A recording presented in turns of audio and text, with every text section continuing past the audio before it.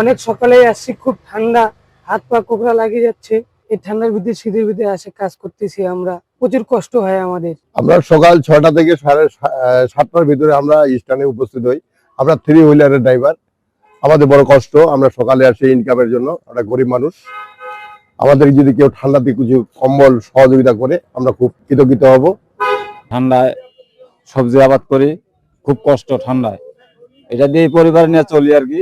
মালিকে যা করে এটা দিয়ে চলাফেরা করি।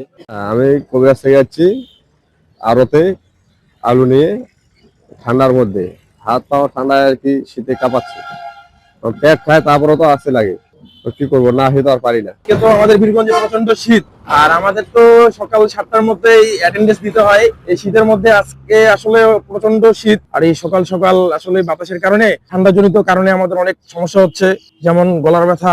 এই যে বাতাসের কারণে আমাদের সর্দি জ্বর, এটা আসলে আর কি ঠান্ডার জন্য খুবই কষ্টকর। আমাদের কাজের ক্ষেত্রে অনেক প্রবলেম ক্রিয়েট করতে হচ্ছে আর কি।